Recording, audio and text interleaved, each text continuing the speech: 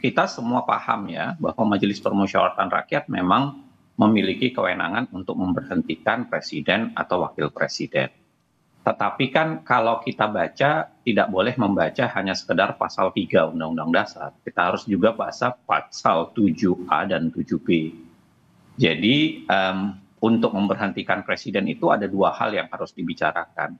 Yang pertama adalah syaratnya, kenapa dia diberhentikan, dan yang kedua adalah tata caranya atau mekanisme penegakannya. Kalau kita bicara soal syarat memberhentikan presiden, selain karena tadi disampaikan oleh Pak Doli soal meninggal dan lain-lain sebagainya, syarat pemberhentian di tengah jalan itu kan ada 3. Yang pertama soalan diberhentikan karena alasan administrasi. Misalnya dia tidak lagi memenuhi syarat sebagai presiden dan atau wakil presiden. Yang kedua, syarat yang lebih bersifat pelanggaran hukum atau pidana. Misalnya bribes, menerima suap, dan lain-lain sebagainya. Yang ketiga adalah syarat melakukan perbuatan tercela atau misdemeanor gitu. Nah, tapi kalau kita mau bicara melalui mekanismenya kan tidak melalui MPR semata. Dia harus dimulai dari DPR menyampaikan hak menyatakan pendapatnya, lalu kemudian dibawa ke Mahkamah Konstitusi akan mengatakan ya atau tidak, baru kemudian dibawa ke MPR untuk memutuskan di ujungnya. Nah, maka saya kira kalau memang ada itikat, saya juga termasuk yang mengatakan Gibran naik melalui proses yang tidak benar ya, jelas itu saya kira saya setuju dengan tulisan Tempo bahwa ini anak haram konstitusi, saya kira clear. Cuman kalau mau memulai prosesnya yang konstitusional ya, harus kita berbasis pada konstitusional, karena Undang-Undang Dasar juga menyebutkan itu, memberhentikan presiden di tengah jalan harus melalui tata cara dalam Undang-Undang Dasar, maka saya kira lebih baik DPR memulainya dengan misalnya silahkan pilih. Misalnya kalau Gibran dianggap tidak memenuhi syarat sebagai presiden dan wakil presiden, kan barangkali sempat heboh-heboh soal ijazah. Dan silahkan kalau memang ditemukan bukti yang kuat soal itu. Kalau misalnya misdemeanor atau perbuatan tercela, nah silahkan tuh apakah konteks sepupu papanya kemarin itu betulkah dia yang melakukan dan lain sebagainya, silahkan itu yang dielaborasi. Termasuk kalau pelanggaran pidananya misalnya saya nggak tahu, tapi saya ingat dulu Pak Mas Ubedillah pernah melaporkan ke KPK misalnya. Kalau itu memang terbukti secara pidana, maka seharusnya menurut saya bisa dilanjutkan ke proses impeachment melalui DPR. Nah, tapi jangan lupa dia harus dibawa ke Mahkamah Konstitusi sebelum di ujungnya akan diselesaikan oleh MPR. Saya ingin mengatakan begini, bahwa ada pelanggaran konstitusi yang dulu dilakukan, tidak berarti bahwa kita harus melakukan pelanggaran yang sama atau merusak konstitusi, karena menurut saya itu tidak akan mengakhiri, tidak akan membanggakan sebagai sebuah proses konstitusional. Tapi kalau Anda melihat, Mas Uceng, ada pelanggaran nggak yang dilakukan Mas Gibran selama menjabat belum 1 tahun ini? Kalau pelanggaran dalam 1 tahun ini kan kita pasti membutuhkan sesuatu yang lebih bersifat data yang jelas dan lengkap. Saya kira kalau apa yang pernah dilakukan dan sangat mungkin dimasukkan dalam impeachment articles, ya itu yang 3 saya sebutkan tadi. Misalnya perbuatan tercela, ya silahkan ya. Apakah nanti perdebatannya begini, apakah impeachment itu harus ketika dia menjabat, dia melakukan kesalahan baru bisa dijatuhkan? Saya kira itu perdebatan yang berbeda.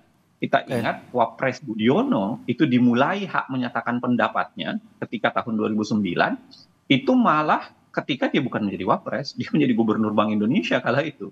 Dia melakukan kesalahan, dituduh ya, melakukan kesalahan dalam kasus Bank Senturi, bukan ketika menjadi Wapres.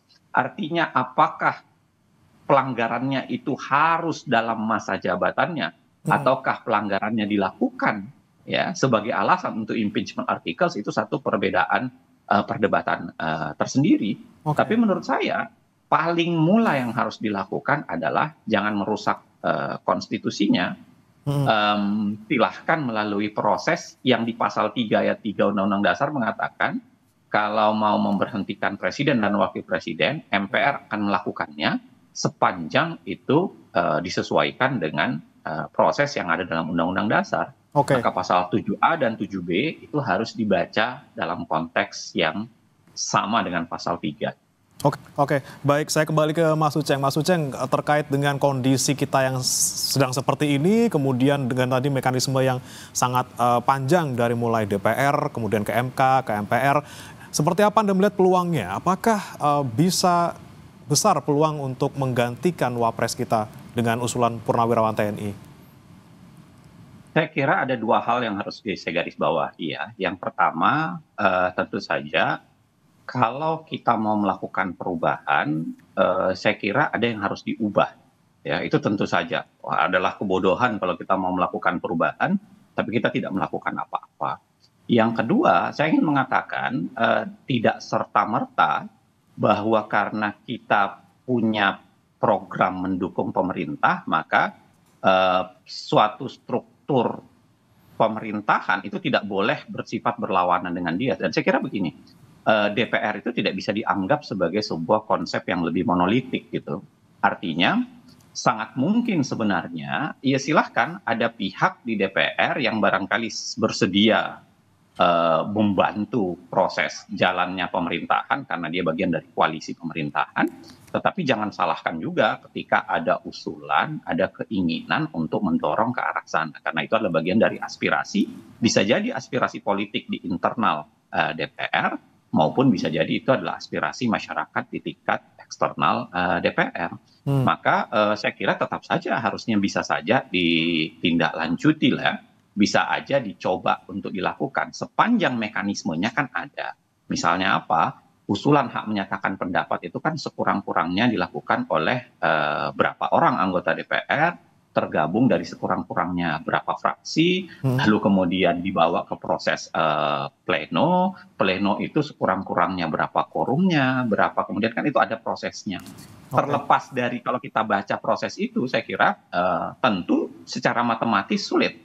Ya, karena koalisi pendukung pemerintahan sekarang itu kan sangat besar, ya, termasuk menurut saya PDIP yang sampai sekarang setidaknya yang terlihat di publik itu tidak menjadi oposisi untuk Prabowo, tapi hanya tersisa untuk oposisi kepada Gibran dan bapaknya. Nah, terlepas kalau kita hitung secara matematis tentu menurut saya sulit. Tetapi jangan pernah menafikan, karena menurut saya itu adalah bagian dari aspirasi, ya, aspirasi bisa jadi politik, bisa jadi publik, dan yang kedua itu bisa jadi adalah bagian dari upaya untuk melakukan perubahan, dan yang ketiga itu bagian dari tidak bisa dikatakan bahwa kita tidak boleh melakukan yang lain hal karena ada yang sedang kita lakukan gitu, karena itu bagian dari sesuatu yang memang diminta oleh publik. Begitu, Mas. Oke, baik, saya ke Mas Uceng. Mas Uceng, kalau Anda melihatnya tadi kan ada pernyataan disampaikan oleh Mas Agung bahwa ada unsur mungkin penilaian kapasitas dari Mas Gibran yang dinilai kurang perform gitu sebagai wakil presiden selama sebelum 1 tahun menjabat ini. Anda melihatnya apakah ini bisa menjadi salah satu alasan yang bisa masuk ke dalam alasan untuk mencopot Mas Gibran sebagai Wapres? Mas Bremana, saya kira begini, kalau kita baca pasal 7A Undang-Undang Dasar, jelas disampaikan bahwa memberhentikan di tengah jalan itu, selain karena meninggal dan lain sebagainya, itu untuk 3 alasan yang sudah saya sampaikan tadi. Alasannya adalah administratif, alasan melakukan pelanggaran hukum, dan itu mostly pidana, dan yang ketiga adalah pelanggaran etis, perbuatan tercela. Nah, maka saya kira apakah tidak memiliki kapasitas itu adalah bagian dari salah satu di situ, ya tentu perdebatannya bisa panjang sekali. Apakah orang tidak punya kapasitas itu dianggap perbuatan tercela? Apakah tidak punya kapasitas itu sebagai sebuah perbuatan melawan hukum? Apakah tidak berkapasitas itu berarti tidak memenuhi syarat secara administratif? Saya kira itu pasti kelihatannya agak mustahil kalau disampaikan ke arah situ. Yang kedua memang Kenapa penilaian soal kapasitas ini terjadi? Karena biasanya kita melakukan metode yang disebut dengan komparatif. Secara sejarah kita, hampir semua wakil presidennya itu memang punya kapasitas yang sangat mumpuni ya. Ada posisi yang luar biasa, well known by publik, bukan hanya well known, tapi kemudian publik memberikan penghormatan atas kapasitas tertentu yang memang dimiliki. Nah, ini barangkali berbeda dengan Gibran yang mayoritas kapasitasnya itu dilekatkan hanya karena dia anak pejabat presiden sebelumnya. Mostly di situ. Nah, yang ketiga, apakah itu bisa menjadi alasan? Tadi saya sudah sampaikan bahwa kelihatannya itu sulit.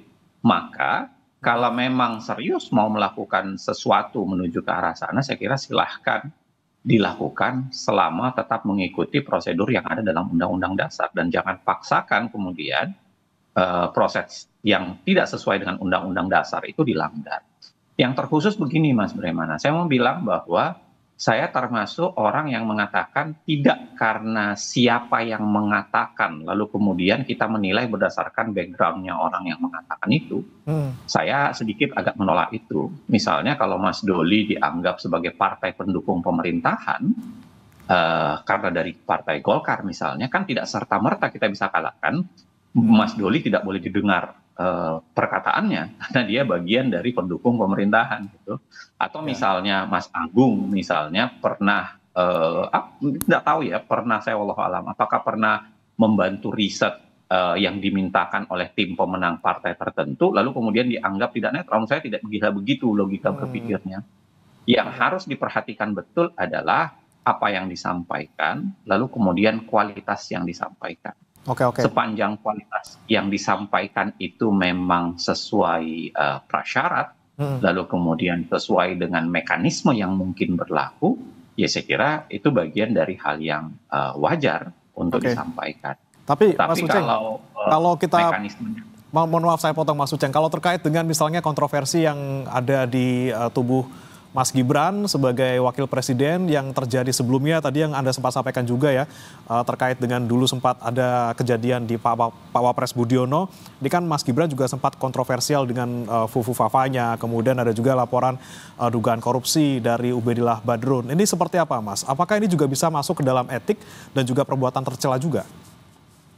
Saya kira tadi sudah saya sampaikan ya, karena 3 alasan impeachment itu, satu, perbuatan tercela saya kira ya dalam kasus Fufu Fafa itu jelas ya kata-kata yang disampaikan itu menurut saya tercela, merendahkan perempuan dan lain sebagainya. Pertanyaannya adalah apakah benar itu dilakukan oleh Gibran atau bukan. Nah silahkan proses itu yang dikejar, dibuktikan apakah Fufu Fafa itu memang ekuivalen atau memang sama dengan disampaikan oleh Gibran. Sama persis dengan yang disampaikan oleh Ubaidillah Badrun, teman-teman Mas Ubaidillah ketika mengatakan ada proses koruptif, ada dana yang mengalir kelihatannya karena diuntungkan dari bapaknya kepada siapa. Nah, silahkan itu dibawa melalui sebuah proses untuk membuktikan siapa diuntungkan siapa dan bagaimana proses, apakah itu memang proses pidana sehingga impeachment articles alasan soal pemberhentian presiden karena perbuatan melanggar pidana itu dilakukan. Termasuk misalnya yang belakangan sempat ada yang meragukan ijazah dan lain-lain sebagainya. Ya silahkan sepanjang itu memang bisa dibuktikan betul ijazahnya problem. Karena ada juga yang meragukan soal ijazahnya. Bukan sekedar ijazahnya Pak Jokowi ya, tapi ada juga yang meragukan. Saya kira silahkan itu bagian dari upaya yang harus dibuktikan. Tapi tanpa pembuktian itu tiba-tiba ujuk-ujuk melompat kepada kesimpulan bahwa terjadi impeachment harus dilakukan, menurut saya tentu saja itu adalah tindakan yang inkonstitusional. Iya, saya kira tadi saya bilang memang dalam kapasitas pemerintahan tidak semua bisa dikerjakan secara langsung oleh Pak Prabowo. Ada wilayah yang memang bukan wilayah dia. Dari 8 tuntutan itu misalnya pemberhentian Wapres tentu bukan wilayah Pak Prabowo dan memang dia tidak bisa secara langsung menyelesaikannya. Nah, tapi ada wilayah yang menurut saya memang penting untuk dan menarik untuk ditindaklanjuti. Misalnya termasuk soal IKN, misalnya termasuk hal-hal lainnya yang dari 8 tuntutan itu. Maka menurut saya ada baiknya untuk dilakukan upaya untuk membedah secara detail, tetapi jangan sampai dilupakan bahwa upaya bedah terhadap kebijakan itu jangan sampai bersifat tertutup.